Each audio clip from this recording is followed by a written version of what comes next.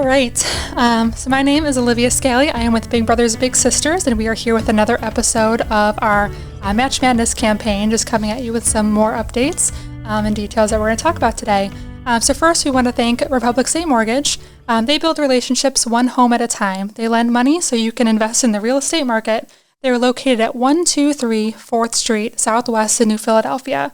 They specialize in FHA, USDA, VA, and conventional loans, and they are our local lending experts. They love face-to-face applications, but with the current conditions, they also give their borrowers the options to apply online. You can check them out at republicstatemortgage.com for all of your purchase and refinance needs. Their NMLS number is 62411. We also want to thank Get Level Podcast Network for helping us with this campaign and the podcast. So I'm here with Beverly Pearch. She is our president and CEO. You may remember her from our first episode. They kind of talked about the campaign and some updates. And so today we're going to be talking about outcomes and impacts and just what Big Brothers Big Sisters does. So what is the kind of data stuff behind that? So again, my name is Olivia Scally. I'm the Director of Development and Administration. So just kind of going over some of these statistics today. I'm a super data nerd, so I love this kind of stuff. So I'm excited to kind of dig into what this looks like.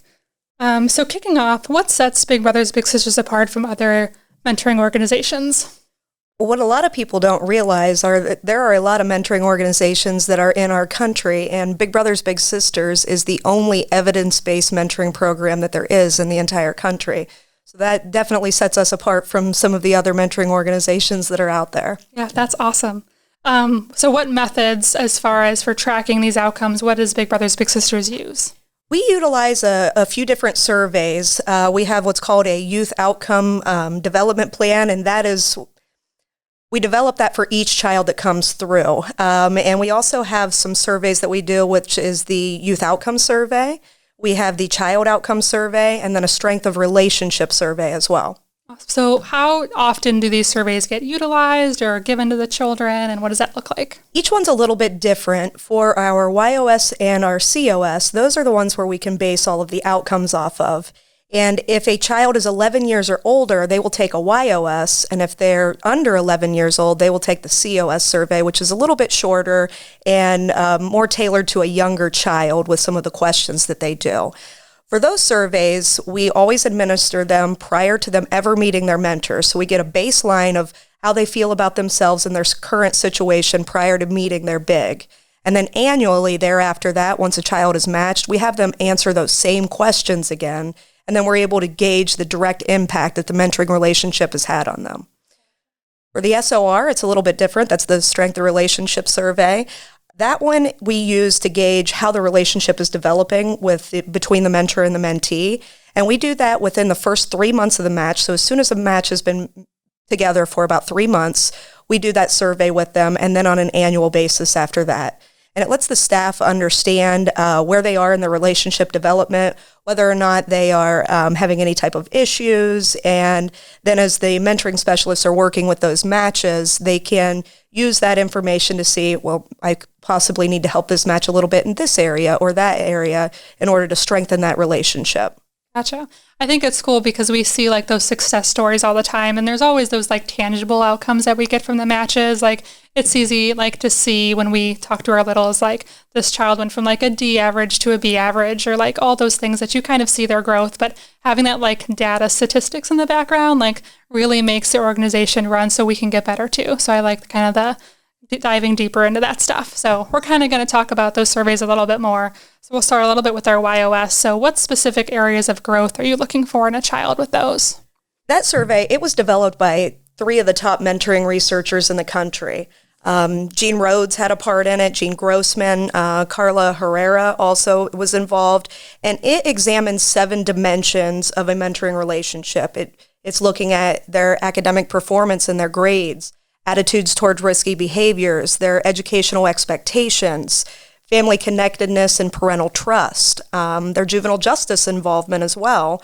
It also examines the presence of a special or an important adult in their life that's other than the parent or guardian, and then social acceptance and competence. That all sounds super important, but like why those specific areas? Those areas are important because they really help the child become a more well-rounded adult. There have been a lot of these measures have been found reliable and valid in a lot of previous youth development research. For instance, like academic performance. Kids that do better with academic performance within elementary and middle school have a higher chance of graduating from high school. With family trust, parental relationships have been associated with improved grades and attendance, as well as the reduction of substance abuse. The social competence is associated with many positive benefits. They include like improved mental health, academic achievement, employment history, and adult relationships. So I think you have a YOS with you, which is super exciting. I do. Can you just like share a couple of the questions, just kind of an example of what that looks like, what kind of questions those children, I guess, are answering?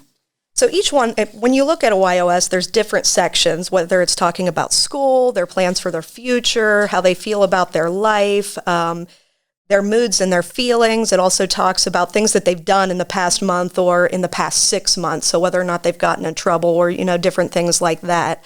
Some of the questions are like, I work well with others at school. Is that not at all true for me, or is that a little bit true for me, mostly true or totally true? I can relax when I feel tense. I work hard at school. If I set goals, I take action to reach them. Honestly, the questions on the YOS, it's 7 pages long. So there are a lot of questions that we are asking these kids. And it's funny because some of them, you get about halfway through it and they're just like, yeah. So you really got to keep them engaged to make sure that you're really getting the answers out of them, because they are quite lengthy, and it usually takes a mentoring specialist a good half hour to 45 minutes to get through these surveys. But it really dives into the way the child is feeling about themselves. So you hinted on this a little bit, but as far as like the administration of these surveys, so are those primarily like in the schools, or how does that get distributed to the children? It depends on the program, to be honest. For community-based program, every year whenever they're coming up on an annual match, we have a match meeting where the big, the little, the parent comes in and they meet with the mentoring specialist. And typically at that meeting, that's when the mentoring specialist will conduct the survey with the child. So it's, wherever that meeting is taking place. A lot of times it's in our office. Sometimes it can be out in the community, but they're given verbally to the children. If you're in a school-based program, they do give those surveys out during the school-based sessions at the end of the school year. This is a little bit of a side tangent, but with COVID and schools ending, like how has that survey administration been with the kids? Honestly, hats off to our program team. They did so much work when it came to June, because like I said, these surveys take a half hour, 45 minutes for each child. Well, we had to contact them on the phone. So they were doing 30, 45-minute conversations with each child that was in our school-based mentoring program. And we were serving 200 matches at that point. So add all that time up. That's how much time they spent on a phone just asking these kids questions. Yeah, that's probably difficult via phone, too, to keep their attention for that long. So absolutely. Yeah. I mean, I can't even imagine. I know in person sometimes with the little ones, it's hard to keep them engaged when you're asking them so many questions. But on the phone, it was an entirely new level. So, like I said before, hats off to our staff. Definitely. You hinted at a couple of these, but just any more like practical applications of how these outcomes like translate to real matches, whether it's with school or socially. How do those translate to how we can really in real life see those outcomes with the kids? A lot of times what you see, if you're not looking at it on paper and saying, well, this outcome's better, or this outcome's better, you can see that the child feels better about themselves. You can see their confidence grow. You can see them start to get involved with, more of their peers and forming better relationships. I mean, their whole person just changes. It's like their outlook can change. So you kind of talked about how this is a national thing that we all Big Brothers, Big Sisters use kind of these standards. How does this locally translate? What are our local statistics? Like, how well are we doing? What do our matches look like? How does that translate to our counties? I brought that with me today, too. Beautiful.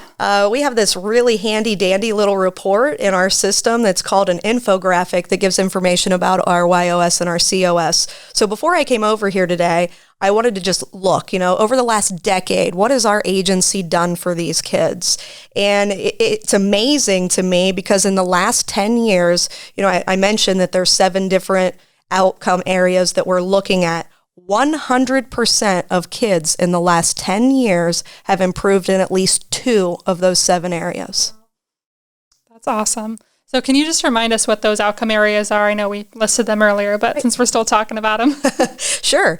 Educational expectations, juvenile justice involvement, social competence and social acceptance, attitude towards risky behaviors, their grades and academic performance, parental trust and family connectedness, and having a very important adult in their life.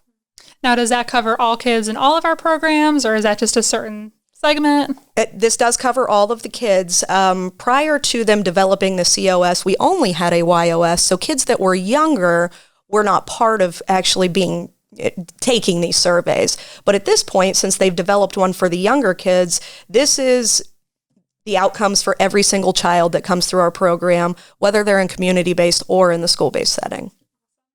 So kind of moving towards the individual child, so this is kind of like a snapshot of like all children's growth. How do you individually tailor that to one child that comes in? How do you help gauge those outcomes, and how do you get them to there? That's really where the YODP, I need to stop using acronyms, people. We have a lot of them.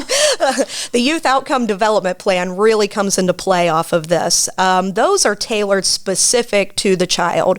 So when a kid is enrolled in one of our programs and we go through the enrollment process, we get to know a lot about them. I know I talked a lot about that in one of the first podcasts that we do about what that enrollment process looks like. But during the interview and getting reports back from the school and the counselors and the parents, we can see, this area or that area is maybe one that this child is struggling with. So whenever we do those youth outcome development plans, we target those specific areas that child needs some assistance with. Then we give their mentors ideas on these are some activities, these are some steps that you can take to make sure that you can hit these goals. And then throughout the match, the mentoring specialists are working with the mentors and constantly referring back to that youth outcome development plan to see if we're seeing any growth in those areas. And if we're not, they're giving them additional ideas and additional activities that they can do to see that growth. Those plans, I will mention, they don't stay the same every year. Because we have that data coming from the YOS or the COS, we can see what effect that mentoring is having on them, but we're also seeing how they're feeling about themselves. So say, they took this survey last year and they felt great, but throughout the last year, maybe they had something that happened in their life, or maybe they're not feeling as well about, a certain aspect or having trouble with homework. We will then adjust that YODP so that we can make sure that we're still targeting the areas that at that point are a needed area to look at for the child. Awesome. So you said that like the big gets that YODP to take with them during the match meeting. Yeah. That's cool. They can kind of like refer back to that. Now, from my understanding too, like during match support and things like that, as the mentoring specialist is checking in, that's something that they can refer back to pretty consistently. Is that right? Absolutely. I mean, honestly, with the match support call, they should be utilizing those with every conversation that they have and asking questions about how those areas are improving or, what type of growth that they're seeing. Yeah, I think that's a cool thing with Big Brothers and Big Sisters is that obviously there's the heart of matching a big and a little and their relationship and all that, which is great. But just having that like strategy behind there of really targeting what they need to focus on and supporting them in all those areas. And I think that's where like the YRDP and being able to track that with the YOS really comes into play. So absolutely. Yeah. It's a very intentional process. Yeah, awesome. So we'll switch gears a little bit because you also mentioned a strength of relationship survey, which is an SOR again with our acronyms. So kind of recap, what is the SOR? The SOR is it's exactly what it's called, the strength of relationship. So we use these scales and we ask specific questions to the big and to the little to see how their relationship is developing. And depending on what their total score is, we can see, this match has a wonderful relationship, they're doing fantastic, or maybe in a couple of different questions, they're not as happy with it as we would like them to be. So then we can look at those specific areas and help build that relationship between big and little because we can see the areas, based off of the questions that they're struggling with.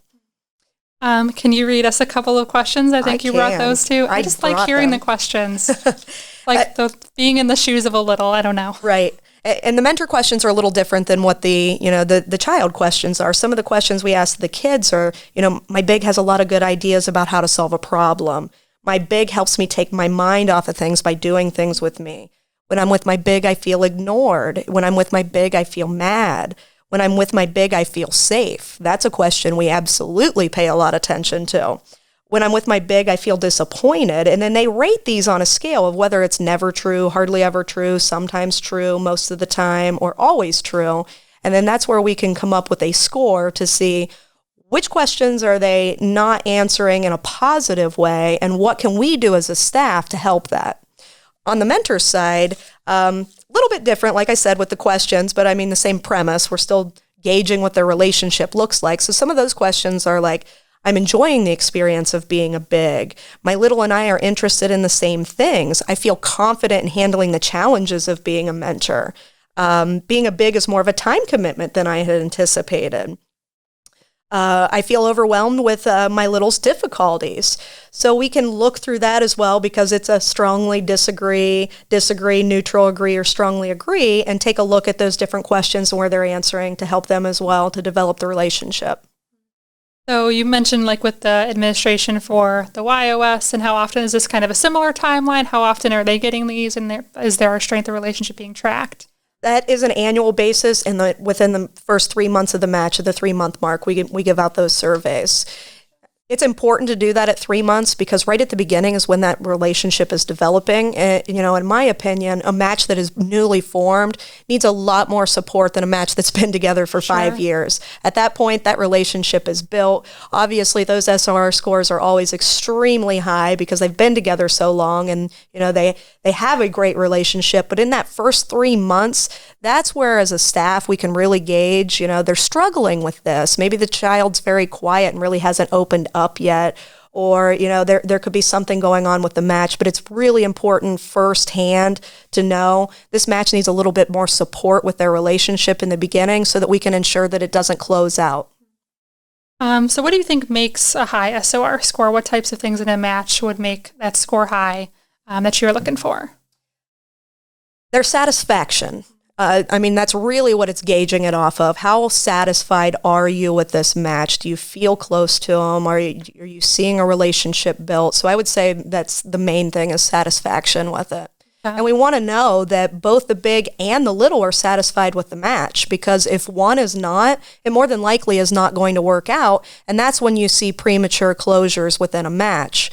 And there's been research that shows that a child that's been matched and ends up closing out is worse off than a child that was never matched at all. So we don't want to put them, in a situation where that relationship isn't growing, and we're not supporting them to ensure that we can combat that from happening. So are there situations where maybe you see a low SOR score, but you're able, kind of like with the mentoring specialist, maybe if they identify one of those lower scores, what kinds of things can they target to help that match? Yeah, absolutely. If we see a lower SOR score, automatically within our system that we utilize, we can see we need to help them with this. So then we talk with each of the parties to see, your scores were a little bit lower here. Let's just have a real conversation and find out what is it in your match that maybe isn't going the way that you thought it was, or, that you're struggling with, so that we can, get to the bottom of it and see how can we help you with that? What can we do to make that relationship stronger? You hinted on like phases of a relationship a little bit, and that's something we talk about a little bit, especially when we're trading like our mentoring specialist, of having like a honeymoon phase and all these different phases. Do you think that plays into when an SOR is being taken, like what those scores might be? Honestly, within the honeymoon phase, that is that first 3 months, and that's really whenever these people are trying to get to know one another. That's when they're going to see, is this somebody I'm going to trust? Is this somebody that I want to have that relationship with? So I think that's important, like I said again, because it's at the beginning, to make sure that you can look at that score within the first 3 months and help that match to make sure that they're making it to the next levels of that relationship development that we see.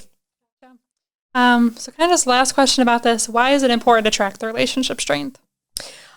I think it's important to track that strength, just to ensure that the match is meeting the needs of that little, to ensure that they are in a relationship that is beneficial to them, and to also make sure that we can support them if they're having issues. So these surveys, bottom line, honestly, these are how we decide how we're going to work with a match. I mean, this is where all of our data is coming from. And the nice thing about it is it's not asking somebody else's opinion on how that match is going. It's not asking somebody else's opinion on how do you feel about school or how do you feel about yourself. You're getting it firsthand from, with the YOSs and the SOR and the little side from the little, or on the mentor side with the SOR, what their specific feelings are. You're not getting that from somebody else. Awesome. Well, that's kind of the data part of it. We do definitely want to bring it back, though, too, because outcomes are definitely about like the real life story. So first, we're going to share, we actually had a little bit of a success story that we shared with one of our Mentor Monday articles on newsymom.com. So I'm just going to read that, and then we're going to talk a little bit about our littles and some outcomes that we've seen with them. So first, we're going to talk about little brother Trevor and big brother Roberto. So Trevor has been matched with big brother Roberto since November 2017. Trevor was referred to the program by school staff due to needing some assistance in multiple areas, such as school performance, behavior, and social skills. Trevor displayed behavioral issues when he first started in the program, but has since grown in this area through having Roberto to role model appropriate behavior and provide him with guidance. Roberto engages in hands-on activities with Trevor, and the match is very engaged during the program. Roberto and Trevor have found similar interests and have bonded over these. Roberto is always willing to participate in new activities with Trevor, and Trevor likes to bring items from home to show Roberto, such as cars and robots. Roberto always takes an interest in whatever Trevor has to show or tell him, and this has helped the match develop their relationship. Roberto and Trevor meet consistently, and having a dependable male figure to spend time with has been beneficial to him. Roberto assists Trevor with schoolwork during the program, and Trevor has shown improvements in being able to focus on schoolwork, and his grades have begun to improve. Roberto shows patience when interacting with Trevor, and this has helped Trevor become comfortable in the program and in the match relationship as well.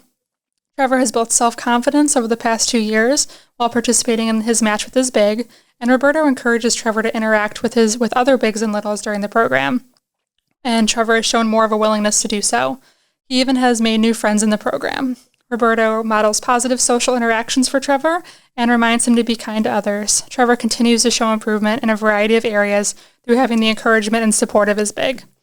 So I like just sharing those just because that's, again, just like we talked about, obviously the data and the outcomes are so important, but just like hearing the real life applications of like, that's the story, that's a real match that we support, and just hearing how Trevor's been able to grow and the influence that Roberto has had on him, it's been awesome. So we both have littles, which is super fun. That's probably one of my favorite parts of our job. But what kind of outcomes have you seen just practically in the littles that you have? I have 3 littles. I mentor at 3 separate school-based programs, and all of my littles are boys. We do pair up at times female mentors with boys, mainly because we don't have enough male mentors that come through the door. And I have 2 boys of my own, so I'm very comfortable working with little boys. I do every single day of my life. So, it comes as second nature to me. But I'll tell you, every one of them have grown in a different way. My little brother Jimmy, which this year will be our last year match because he's going into high school next year, and we don't have a site-based program at the high school level where he's attending. But throughout this last year, he really struggled with his grades. I mean, really struggled with them. And it's nice because a lot of them are using progress books and different online systems, and they all had Chromebooks. So I would start asking him, why don't we take a look at your Chromebook? Why don't we see what your grades are? And he had some not so good grades. And what I was noticing was it was a lot of missing assignments. It wasn't because he couldn't do it or didn't understand it. He just wasn't completing his work. So every Thursday when I would go over there, we would pull up Progress Book. We would look and see, what kind of missing assignments do you still have out there? Now let's go talk to your teachers and get those assignments, and we're going to get them completed together. And we did this for about a month or so before he just started coming in with, stacks of homework. And would be like, okay, Beverly, it is time. We've got this to do today, and we have this to do today, and we have this to do today. And we would work on homework almost the whole time, which was funny to me because, in the beginning, all he wanted to do was play games. He could have cared less about getting his schoolwork done, but I kept pushing and kept pushing. I know you can do better, Jimmy. I know that you can do this. And it just ended up becoming something that he really wanted to do. The one day he came in, and they do this online thing to where they have these these questions that they have to answer for language arts. And he came in and he was like, guess what, Beverly? I said, what, Jimmy? What's up? And he said, out of our entire grade, I have the second best score in my ELA. And I was like, that's fantastic. See, I told you could do it. My other little, Demir, when we get together, I'll tell you my favorite part of that is when I walk in the door, because every time I walk in there, he comes running up to me and gives me a hug and says, my Beverly. And it is the best feeling in the world.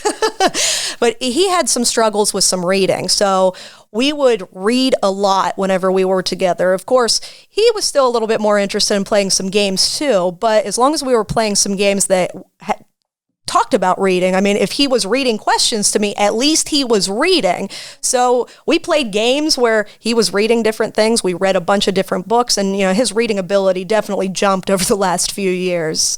My third little was Thomas, and that one was difficult, I'll tell you, because the very first time that I met him, I actually was the person that interviewed him, and I went to the school and went up to the classroom and talked to the teacher and said, I need to bring Thomas out so that we can ask him some questions so that we can get him enrolled into the mentoring program. And she was like, okay. Did they tell you he doesn't talk? No, they didn't. So it was like, this is going to be an interesting interview. So I at least could rephrase a lot of the questions, turn them into a yes or no answer, give him different options where he would shake his head yes or no. And he was matched with somebody else for a while, but then that match just didn't end up working. The girl had moved on, went to college in a different area, so he didn't have a big. So I became his big, and it took an entire year of me meeting with him every week that he never spoke to me at all. I would ask him questions. We would play games together, but he wouldn't say a word to me. After that first year was up, then he started talking a little bit, and then a little bit more, and then a little bit more. And now whenever I go in and see him, you can't get the kid to be quiet. So, I mean, it was a complete turnaround from he's not going to talk to you at all to now good luck getting him to be quiet. I think what's cool about that too, you didn't really touch on this, but he's moved school districts several times too. And so that's been cool for you to be able to kind of just jump on with wherever he's at. That's been a really cool source of consistency for him, which is awesome. Absolutely. I mean, he's been in 4 different school districts in the 5 years that him and I have been matched. And, luckily, every time that he had moved, it was in a place that we had a program, so I just moved along with him. And this past year, he talked about moving again, and I was talking with him. I said, well, how do you feel about that, Thomas? And he said, it's okay, because I know wherever I go, you're going to follow me. That's awesome. You have some great littles. I do. I love them all. Yeah, I love it. Good deal. Well, and you have a few littles as well. I'm sure you have some stories. That's true. I've had a few now, and I've been with Big Brothers Big Sisters about 3 years, and I've had several interviews, several littles. I think one that really stands out too, just because it was such a specific situation. Because I have a few boys, kind of like you do, but I had one girl. And her name was Olivia, which was awesome. So we were Olivia, and it was great. So I was kind of an immediate bond. But there was some things where just behavior, getting into a little bit of trouble. And she had a friend in the program where when they were together, just all kinds of rowdiness. So it was really fun to be able to individually match those 2 friends with Big so that we could each spend individual time with them. And initially, it was kind of like the basic stuff, like doing homework and kind of coming to the program and doing the activity together, and we had fun. But recently, that past year, she started talking about counseling, how she was going to be going to counseling and all this, and she was really nervous about it. And but it felt like it was something that was going to be good for her, and she had kind of a good positive outlook about it, but at the same time was nervous. And honestly, just as an adult, I shared with her hey, I go to counseling, I'm an adult, and this is good for you. This is something that you get to talk about what's going on and get some feedback. And then, so she, it was funny because initially she kind of called me out and she's like, you're just saying that because you're an adult and you want me to identify with you. She she's super sassy and she calls me out on everything. She's you're just saying that. And I was like, no, I literally went yesterday and it's good. And everybody could use someone to kind of talk to. And, you have things that you want to talk about and that'll be great. And she kind of thought about it for a minute and she's like, okay. And we kind of that kind of just became a basis for what we chatted about when kind of week after week is kind of like what she was talking about, what she was going through at home, maybe what kind of situations. She had a lot of problems kind of connecting with some of her peers, just disagreements and arguments and just having some trouble working through conflict. And so I think that was really helpful for her. But then to have that other time during the program just to decompress that with me it was really cool. So I felt really special about that. And then, so I don't know what'll happen. I think she actually grade leveled up, so I don't know if we'll be able to be matched again, but that was just really special to be able to share my experience and have her feel more comfortable about what she was going through. And just have Olivia and Olivia. It was great. Yeah, that was super fun. And even like how you mentioned with the boys, like that's always been fun for me. I don't have kids of my own, so it's always been fun to like have that little time where we can, get together and play games and have that interaction. And I was a little nervous about being paired with like I have a younger brother, so I grew up around like a younger sibling. But my first like little that I had when we first started, his name was Aiden, and just super sassy and like all kinds of like one-liners that just make you like laugh so hard, but like they're also not really like timely appropriate. So like just working through like, you shouldn't say that out loud, or like we shouldn't be talking about that, or maybe this is not the right time to, I'll share one of them because it was just funny to me. We had someone talking and sharing about like walking in someone else's shoes, which was a great like lesson. And Aiden just says whatever he wants. And he raised his hand and he said, walking in someone else's shoes, that's how you get foot fungus. Yeah. This is not what we're talking about. So, but it was cool too, because he was kind of like, I had that feeling like kind of initially with that match that like, he didn't really care whether I showed up or not. And like, just that we enjoyed, like I would come and help him with homework or do whatever. And we do the activity and it was fine. But I felt like initially, like if I don't come, it's probably not a big deal to him. And I remember I missed a couple weeks. I think we had an event or something going on. I missed a couple weeks in a row that just had some time conflicts. And I came back and he had never like hugged me or like shown any kind of like, hey, like I'm excited you're here. And that first week that I came back, he ran up and he like gave me a big hug. And he's like, you're finally here. And I was like, oh, he really misses me when I'm gone. Like, just he that does kind of stuff. like you. He does like me. So we had a lot of fun though. I mean, he was super energetic and we had a lot of fun together and we did a lot of homework and I definitely saw growth in him. But that was just cool to kind of see how sometimes initially they kind of hide that they're enjoying themselves or, that they're connected to you, but it's really there. So that's kind of cool too. That is awesome. Yeah. I'll never forget also when you were paired with Hunter and he came from such a farming community and, Yes. you came from a city. So Yep. you knew nothing about farming and that kid loved to teach you about farming. That's the truth. It was always so funny because he like loves his tractors and loves all the things. And we've been matched for a couple of years now. He was one of my first ones too.